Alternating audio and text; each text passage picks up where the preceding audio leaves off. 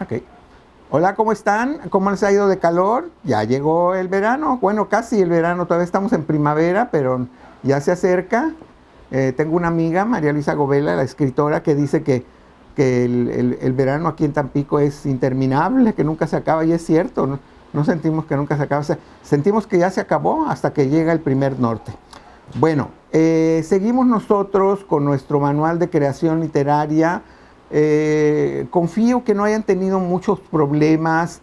Si se fijan bien, la parte teórica de este capítulo, el de voces narrativas, es muy cortito y yo aún lo hice más cortito en un resumen que ya envié. Por ahí les va a llegar de los 4 tipos de voces. Por favor, estudienlo bien. No me interesa, les soy sincero, a no ser que alguno de ustedes vaya a ser lingüista o gramático o alguna cosa así. Realmente no me interesa mucho que se lo aprendan de memoria, sino que nada más con que puedan identificar cuál es el narrador autodiegético, porque suena así como que, ay Dios, tengo que ir a la universidad porque eso no voy a poder. Bueno, pues, acuérdense que el narrador pues es el que cuenta, y yo, diegético se refiere a lo que se está hablando ahí dentro de la historia. Entonces es el personaje, yo digo esto, yo veo aquello, yo hice esto, yo, yo. Para todavía hacerlo un poquito más fácil, en el resumen que les envié, al final de las primeras 3 definiciones, les puse las personas que se usan, el yo, tú, él, en fin, según sea el caso. Si ustedes están leyendo todavía Aura o ya la leyeron, habrán notado que está escrito básicamente en segunda persona, es decir, en tú, que es muy difícil. Además, en este texto es muy interesante. ¿Para qué escribimos en tú y para qué escribimos en él y yo? Cada uno de estos pronombres tiene una razón de ser cuando escribimos. Por ejemplo, cuando tú escribes en tú, haces muy íntimo el texto. Se hace muy íntimo. No es lo mismo como cuando usas la tercera persona, él, esto, el otro, porque así suena como que, bueno, pues estoy viendo yo ahí lo que está pasando, pero yo no me involucro. También hay un involucramiento mayor cuando también es yo, pero el tú como que es el más personal de la literatura y para mi gusto, y además muy difícil de mantenerlo. ¿Sí? Bueno, entonces por ahí las van a recibir el resumen. Espero que no haya ningún problema. Si lo hay, desde ahorita apúntenlo por ahí para que los viernes que nos vemos en vivo, como vulgarmente dicen, me hagan una pregunta sobre ese caso, el caso en que en particular no hayan entendido mucho. No se dejen apantallar mucho por los nombres, ¿no? Aquí ya encontré el que la vez pasada les decía, ¿no? Uno que se llama,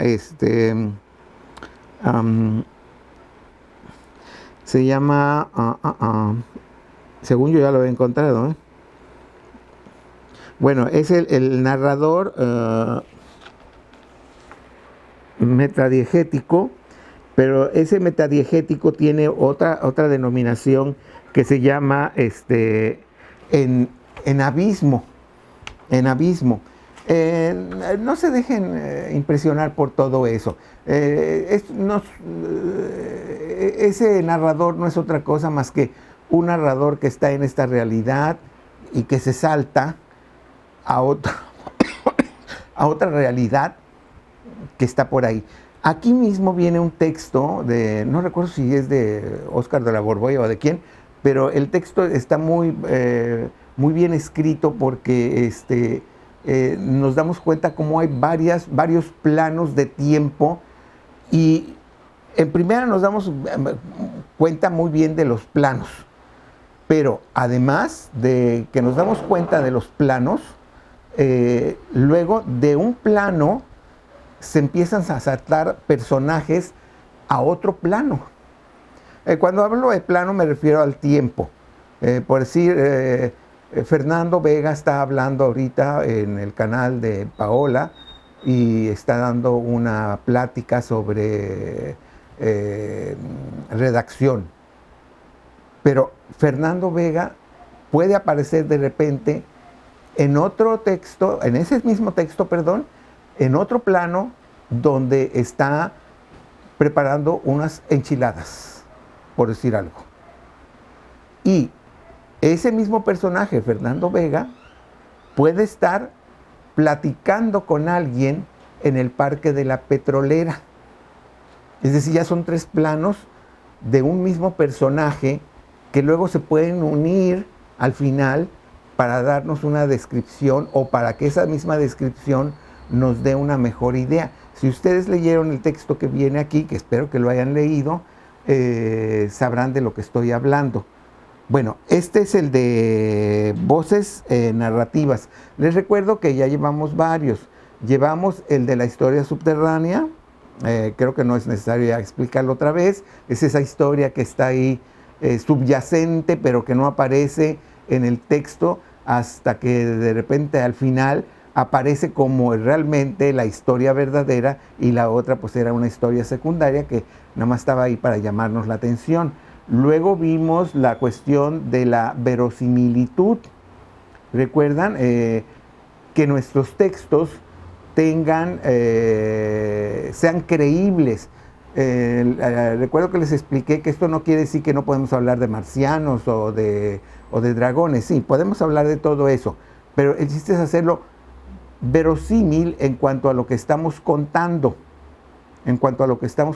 que nuestro lector entre a la historia que estamos contando, que sienta que eso que estamos contando, que aunque sea una fantasía, es real. Y entonces ahora ya estamos en las voces narrativas. Y nuestro siguiente capítulo va a ser el de la velocidad. Lo tienen al término de voces narrativas. Esto de la velocidad no es tan solo cómo utilizamos las palabras, que tiene mucho que ver, sí, pero también tiene que ver con ciertas formas que están muy en la literatura. En la literatura nosotros podemos estar contando algo. Fernando aparecía en el canal de Paola contando una historia, pero déjenme decirles, hace 10 años en esta colonia hubo una explosión. Eso se llama elipsis. De aquí me salté 10 años para atrás. ¿Sí? Y luego están los trucos de cómo mantener el tiempo. Por ejemplo, si tú metes diálogos, los diálogos son en tiempo real. Cualquier diálogo que tú veas en cualquier novela, aunque sea en la prehistoria, es en tiempo real. Lo que están hablando los personajes es el tiempo que va a durar tu lectura. No hay tiempos cortos ahí, ni tiempos chicos, ni elipsis, ni nada. Todo está ahí en eso. Bueno, hay otras definiciones que me gustaría que ustedes las estudiaran. Aquí las tienen en la velocidad, que es este capítulo. Estoy tratando de buscar en dónde están. Aquí las tengo. La otra es la pausa.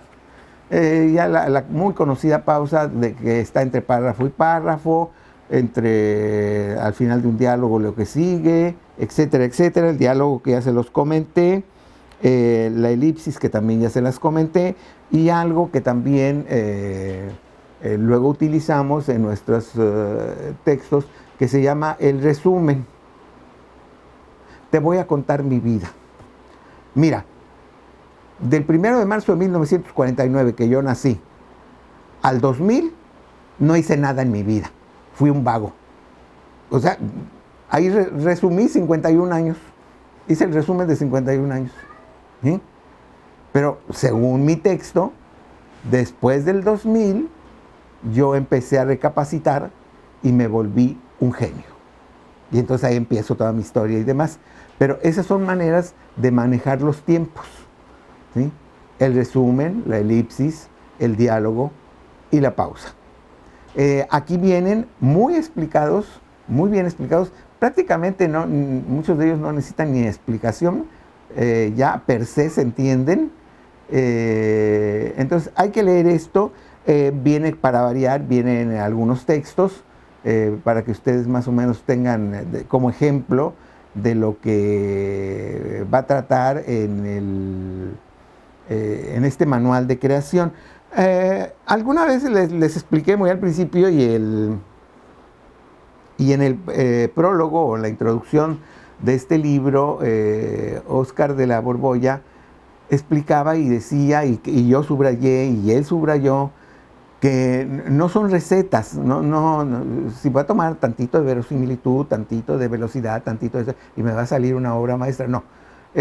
Son consejos que ustedes pueden utilizar. De hecho, creo que ya todos sí, este grupo, por lo menos, ya ha utilizado cualquiera de estos términos, aún el de el extradiegético en abismo y todo eso, que suenan así como que, ay, no tengo que tener un doctorado. No, son términos ya un poquito más técnicos, utilizados, como les dije, por un lingüista, por un gramático, por personas que están más, que quieren irse más adelante en cuanto a la forma de escribir y poder identificar. Por ejemplo, para un crítico de arte, el conocer ese tipo de definiciones es fundamental. No así para un escritor. Yo sé que voy a decir, esto va a sonar como polémico, pero no creo que sea necesario para un escritor. Lo ideal sería que el escritor por lo menos supiera que existe y qué cosa es, para cuando él lea una crítica de arte literario, estoy hablando desde luego, pueda identificar esas figuras dentro de la creación literaria. Entonces, ¿para qué nos va a servir? Pues para eso, para ir acumulando aquí como un bagaje, como cuando, yo no sé si se acuerdan, cuando estaban en primaria, pues empezaban a investigar ahí mismo en el salón. La maestra o el maestro sacaba un libro y de repente salía un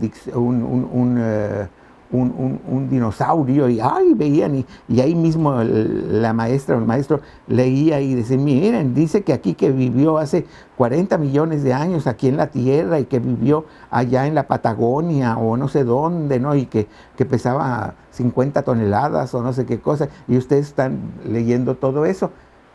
Después, según fueron creciendo, ustedes mismos compraron esos libros para tenerlos en la casa, para consultarlos. Yo les estoy hablando desde la perspectiva de un hombre que tiene 72 años y que normalmente mi infancia funcionó así. Hoy en día, la mayoría de ustedes, si es que no todos, casi estoy seguro que todos, tienen su computadora, y en la computadora tienen no una, sino varias opciones de dónde conseguir la información, que es una maravilla porque la consigues en segundos, realmente en segundos. Ya después, ya cuando estás adentro, ahí en la pantalla, bueno, ya tienes que hacer un poquito de trabajo de selección de qué artículo voy a leer y demás. ¿A dónde voy con esto? Pues es que es lo mismo para escribir. Cuando escribíamos, nos contentábamos con escribir el verbo y el sujeto, o el sujeto y el verbo. Juan corre. Y el maestro o la maestra nos decía, Juan es el sujeto, corre es el verbo correr, pero aquí está conjugado. Y ahí nos decía, está conjugado porque está en tiempo presente. Juan corre. Si queremos ponerlo que ya corrió, o sea que fue al pasado, decimos Juan corrió. Eso es el pasado y le ponemos un acento. Así de elemental era todo. Bueno, nosotros estamos cada vez yendo a cuestiones mucho, mucho más complejas. Recuerden que por eso esto se llama preparatoria. Estamos preparándolos para ahora que vayan a la universidad, si alguno de ustedes va a ser lingüista, no lo va a tomar tan sorpresa ciertos términos, si bien es cierto que no estoy profundizando en ellos, por lo menos sí les estoy haciendo conocer y cuál es su función dentro de una obra literaria. Les recuerdo que nosotros estamos en redacción. Por ahí, no recuerdo si les envié a ustedes, no, creo que fue a los de cuarto, uno sobre atmósfera, o si se los envié a ustedes, creo que sí se los envié a ustedes, uno de atmósfera, si se los envié fue porque se los envié repetido, pero si no, creo que se los envié a los de cuarto. De todos modos, la atmósfera es muy importante porque ella en algunas veces se convierte prácticamente en el personaje principal de una novela o lo que sea, ¿no? Como están sucediendo. ¿Por qué vengo con esto?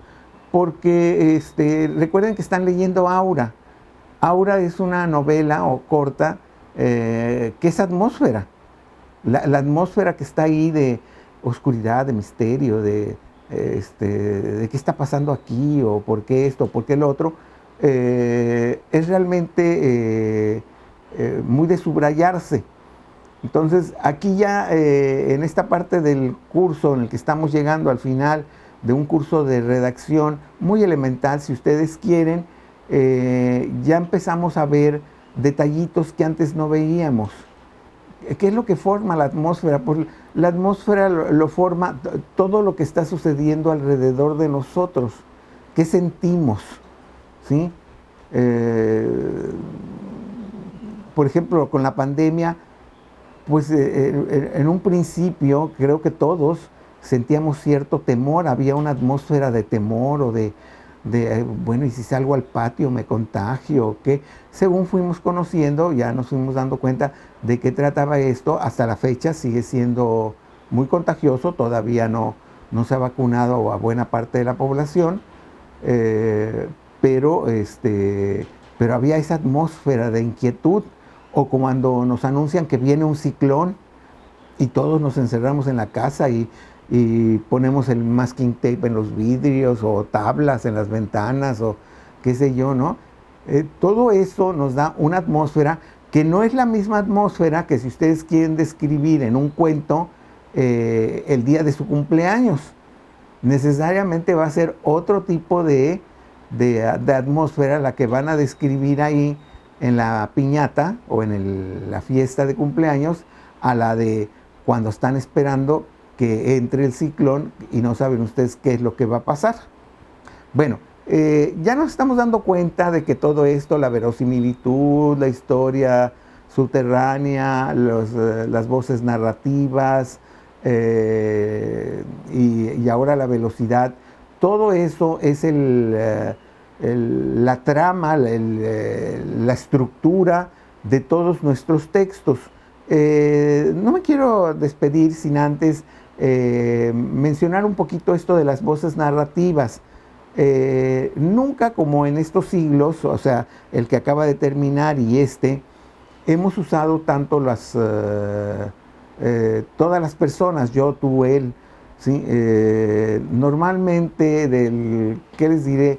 De mediados del siglo, no, yo creo que inclusive del siglo XIX para abajo, la mayoría de los textos eran usaban básicamente la tercera persona para narrar, para contar lo que querían contar. Hoy en día, si ustedes leyeron el texto que venía ahí, no nada más ese texto, sino varios de los textos que han leído aquí en el manual de creación, se habrán dado cuenta de cómo el narrador, el que cuenta, muchas veces es yo, muchas veces es tú, muchas veces es él, muchas veces es yo, tú, él, ¿sí? O sea, varios personajes se revuelven ahí, uno que cuenta como que está dentro de la historia, otro que cuenta como si es el testigo de la historia, y aún otro más que cuenta como si fuera desde afuera, ¿no? Como si estuviera con un telescopio viendo lo que está sucediendo ahí. Y por supuesto está el tú, que es muy íntimo, ¿sí? Es como si estuviera en el asunto de que está viviendo. Bueno, con esto yo me despido, les pido por favor que lean este capítulo de velocidad, identifiquen esas 4 formas con las que contamos los escritores para imprimir velocidad, y no dejen de leer los textos que vienen como ejemplo, porque les facilita mucho el entender las cosas, ¿sí? Espero que ya hayan terminado de leer Aura de Carlos Fuentes, y que ya por ahí venga en camino su trabajo para poderlo calificar. Por el día de hoy, eso es todo.